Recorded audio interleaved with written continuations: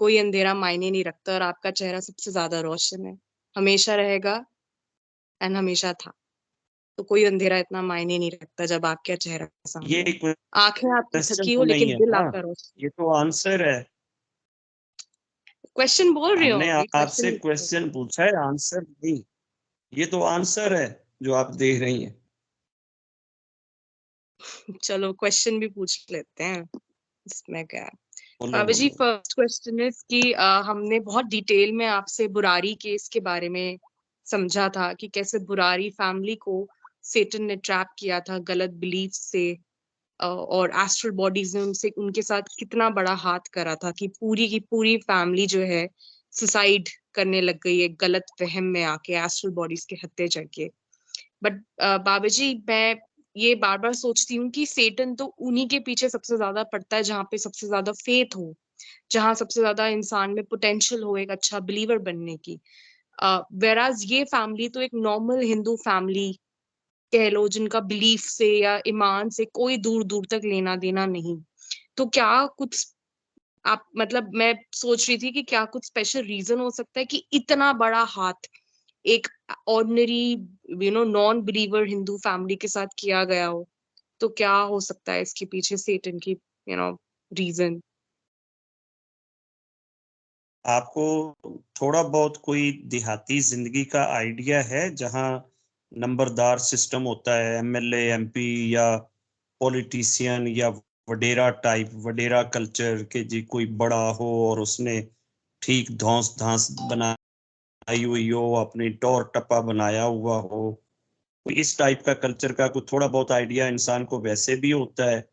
और कुछ मूवियों ड्रामों से हो जाता है कि जी जब कोई बड़ा होता है ना वडेरा, तो जब उनके यहाँ कोई ये छोटे लोग जो है ना, ये गरीब गुरबा जो उनके घर पे, उनकी जमीनों पे, उनकी फैक्ट्रियों में काम करते हैं, तो अक्सर कुछ ऐसी फैमिलियां होती हैं जो बेचारी उनसे लोन ले लेके ना, वो काफी सारा उनके ऊपर डिपेंड करने लग जाती हैं।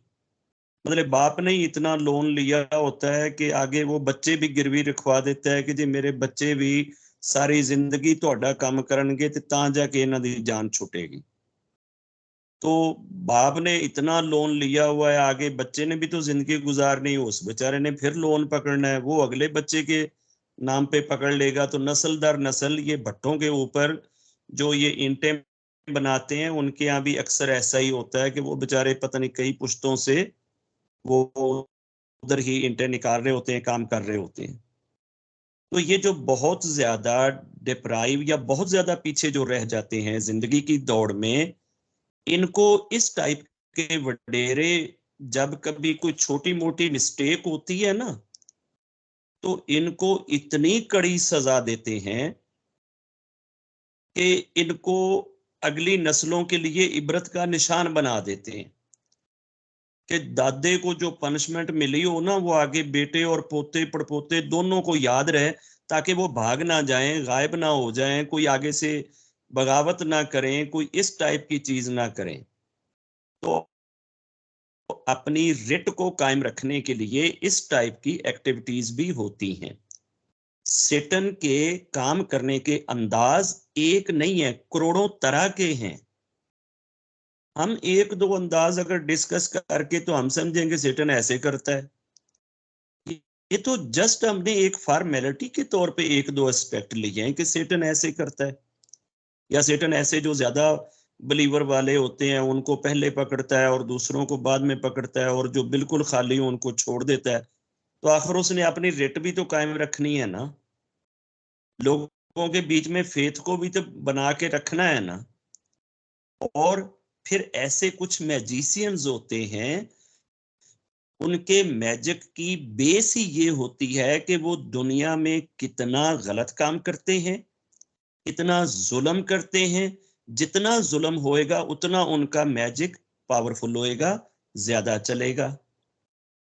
जिस मैजिशियन ने इस फैमिली को ट्रैप में लिया हुआ था और इनका एडवाइजर और गाइडर बना हुआ था, उस मैजिशियन ने जब एक आदमी फट्टे पे चढ़ा होगा ना, तो उसका मैजिक पूरा करने के लिए एक आस्ट्रल बॉडी उसके पास आई होगी कि जी अब मैं आपसे खुश हूं, बताओ क्या काम करना है। उतनी देर में दूसरा बंदा भी फट्टे चढ़ गया होगा, फिर तीसरा भी, फिर चौथा भी, फिर पांचवा भी। तो अब वो कोई बड़े लेवल के उनसे काम उन एस्ट्रल बॉडी से या उन सेटनों से करवाएगा कि जिन्होंने मर्डर के बाद उधर जाके हाजिरी देनी है। जाहिर है मर्डर एक बहुत बड़ा जुर्म है। जितना बड़ा जुर्म, जितना बड़ा पाप, जितना बड़ा सिन, उतनी पावर आ जाएगी एक मैजिशियन के पास। अब अगर एक आदमी मैजिशियन है और उसने जब कहीं कोई मैजिक चलाना है तो वो कोई ना कोई पाप करता है या करवाता है दुनिया में। जब दुनिया में उसकी शय पे या उसकी एडवाइस और गाइड पे कोई पाप होता है तो उधर उसका वो काम होता है।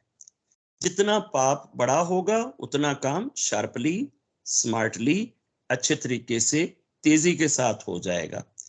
इवन बाज दफा जब उनके पास कोई साइल आता है, सवाल लेके आता है, तो वो पूछते हैं हाँ तुम मैरिड हो या अनमैरिड हो। अगर वो कहे जी मैं मैरिड हूँ, अच्छा कितने बच्चे हैं जी, मेरे इतने बच्चे हैं। अच्छा सबसे छोटा बच्चा कितनी एज का है जी, सबसे छोटी बच्ची जी है जी वो 6 साल की है। अच्छा तुम अपनी बच्ची के साथ जो है ना ये वाला काम कर लो, तुम्हारा ये काम हो जाएगा।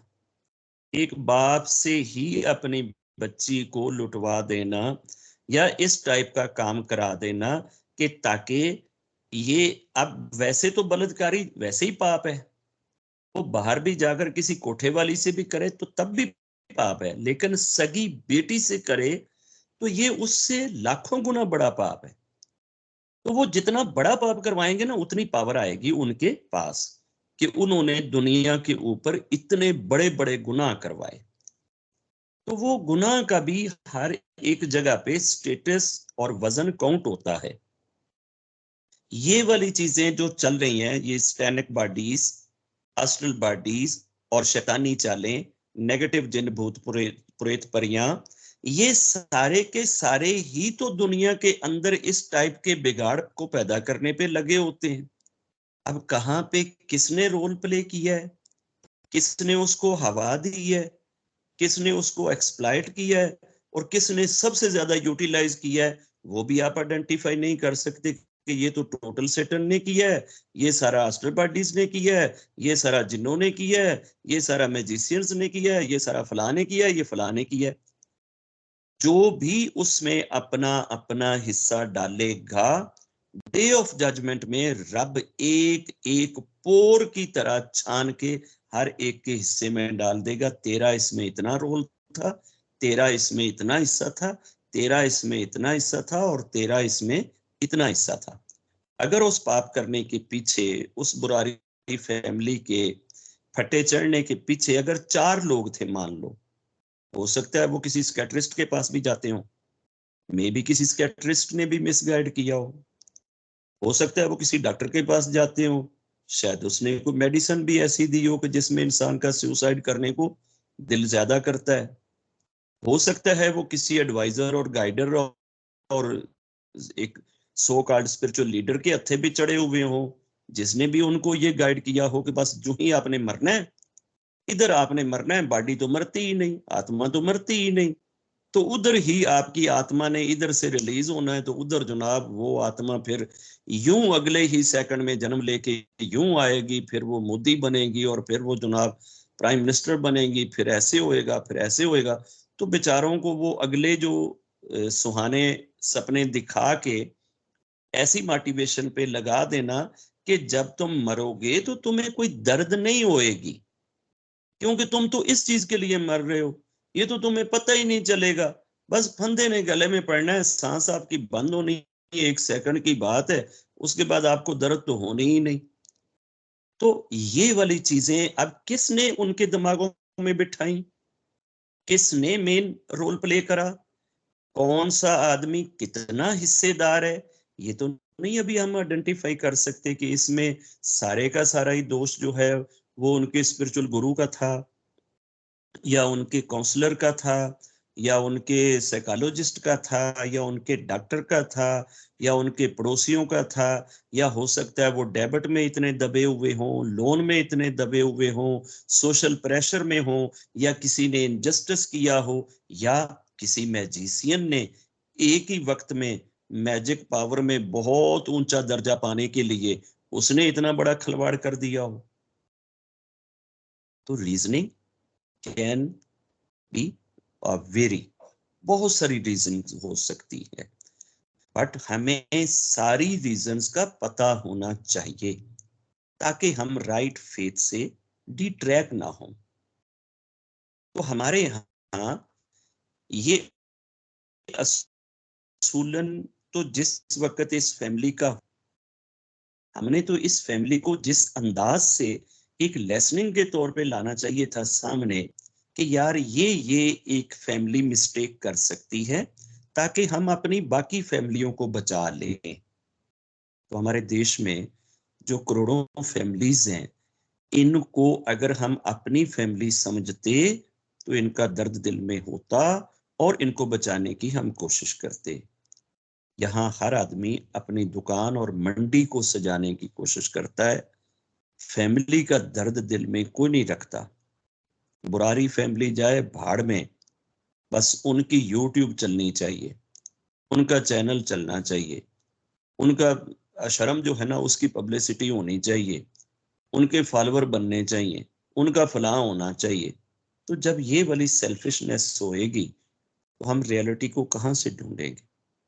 और लेट्स से अगर the reality of Burari family के नाम से आप एक वीडियो बना के ये सारी बातें आप उसमें डालते हैं, तो अगले दिन 70 बंदे डंडे पकड़ के आपके जनाब दरवाजे पे आकर खड़े हो जाएंगे कि ये आपने हमारे जनाब धर्म को चैलेंज कर दिया, हमारे बिलीव को चैलेंज कर दिया, हमारे विश्वास को ऐसे कर दिया, हमारे तो फलां को ऐसे कर दिया। तो इधर तो बड़ा बड़ा कुछ हो जाएगा। जब इंसान एक बार किसी गलती में पांव रखता है ना, तो उसे 70 गलतियों की तरफ जाना पड़ता है। इसीलिए कहा जाता है कि इंसान एक बार जब झूठ बोलता है ना, तो फिर उस झूठ को छुपाने के लिए उसे 70 और झूठ बोलना पड़ते हैं। और जब जब 70 बोलेगा, उतनी देर में उन 17 को छुपाने के लिए और 70 बोलने पड़ेंगे। फिर वो सारी जिंदगी के लिए झूठा हो जाएगा और झूठ तर झूठ ही बोलता चला जाएगा। हमारी फाउंडेशन, हमारी बेस, हमारे फंडामेंटल बिलीव ही गलत है। अब फंडामेंटल बिलीव जब गलत है, उन गलत बिलीव्स के ऊपर हमने बिल्डिंग खड़ी करनी है। अब बिल्डिंग खड़ी करने के लिए फिर हम और गलत और गलत और गलत, गलत से गलतान की तरफ जाते हैं, हम रियलिटी और सच्चाई की तरफ नहीं जाते। हमारे जितने भी ये सो कॉल्ड जो गुरु बैठ के नोट छापते हैं, जो कमाइयों के अड्डे बनाए हुए हैं, जिन्होंने इनोसेंट लोगों की जेबों पे भी हाथ साफ करना है और उन्हीं इनोसेंट लोगों की इज्जतों के साथ भी खेलना है, वो कब चाहेंगे कि इनके अंदर रियलिटी आ जाए? अगर आप एक अपने शिष्य को सारे ट्रैपिंग के हथकंडों के तरीके सिखा देते हैं कि यार ऐसे ऐसे हथकंडे होते हैं, तो कल को आप ही उनको उन हथकंडों में डालो तो वो डलेंगे, वो समझ जाएंगे यार खुद तो इन्होंने दसिया सी कि इंज इंज होंदा है, हुणे आप ही उंज करन लगे। तो ये बेचारे उन चीजों का जिक्र ही नहीं करते। इसलिए नहीं करते कि इन्होंने तो वो चीजें यूटिलाइज करनी है जिंदगी में। कभी भी ये बला पाप नहीं कहेंगे कि इससे बचो, क्यों आप जो करना है? अगर पाप कहणगे तो कल किवें किसी शिष्य ਨੂੰ कहणगे कि जनाब आजा आज तू रात मेरे साथ रह। वो इसको कोई ना मुकद्दस पहलू देंगे, कोई ना कोई पवित्रता का एस्पेक्ट उसमें डालेंगे। ये जनाब जो एनर्जी है ना, जो सेक्स से ट्रांसफर होती है ना, इससे जो शिष्य की स्पिरिचुअल ग्रेडिंग ऊपर जाती है ना, और किसी तरह से नहीं जाती। पर जब कोई शिष्य अपने किसी गुरु को हैप्पी कर देता है ना, तो गुरु की प्रसन्नता के साथ, हैप्पीनेस के साथ ही शिष्य जो है ना वो आसमानों को लग जाता है। जब इस टाइप की उल्टी सीधी आप मोटिवेशन देंगे, तो फिर लोग इस चीज की तरफ आएंगे ना। आप दो टोक बात करते हैं कि यार ये गलत है। जब आप कहेंगे कि ये गलत है तो फिर तो उनको राम जी की वो सजा भी माननी पड़ेगी, फिर तो उन्होंने जो रावण की हत्या करी है वो भी माननी पड़ेगी, फिर तो उनको और भी बहुत सारी चीजों के लिए सच बोलना पड़ेगा। तो जरूरत क्या है इतने सच बोलने की? यहाँ सच बोलना पेड़ों के छत्ते में हाथ डालने के बराबर है। यहाँ आसान नहीं है। अब बुरारी फैमिली के बाद और हजारों फैमिलियों की कुर्बानी देख सकते हैं, लेकिन आप बुरारी फैमिली को लास्ट फैमिली नहीं बना सकते कि जिसके बाद आप बाकी फैमिलियों की आंख खोल दें। आपके बस में नहीं है, लोग होने नहीं देंगे। ये एक माफिया है और वो माफिया कभी भी आपकी सच्चाई लोगों के सामने नहीं आने देगा। आप बोल के देख लो, सच बात करके देख लो, कोई भी नहीं आपको हिलने ही नहीं देगा। ये ऐसे ही नहीं, ये शिफाली बहन बेचारी खामोशी के वो इतने बड़े बड़े वो क्या जंजीरें पहन के बैठी हुई, यही वजह है कि उसको पता है कि अगर मैंने सच बोल दिया थे ये तो मेरे महल्ले वाले मैंने कुटन आ जाएंगे। बोलती ही नहीं। अब रब से दुआ हम कर सकते हैं कि रब इसको इतनी हिम्मत दे, इतनी शक्ति दे कि ये इस टाइप की रियलिटीज और इस टाइप की सच्चाइयों को किसी ओपन फोरम पे लोगों के सामने रख सके और रब लोगों के दिलों को सच्चाई के लिए खोल दे। दिल सच्चाई के लिए खुलेगा तो ही सच्चाई को एक्सेप्ट करेगा। अगर दिल उसको स्वीकार नहीं करता तो फिर कैसे ये चीजें होंगी? बेटे हम दुआ कर सकते हैं इसके लिए, दवाई देना बहुत मुश्किल है, ये दवाई नहीं लेते, दुआ जरूर कर सकते हैं। जय गुरु।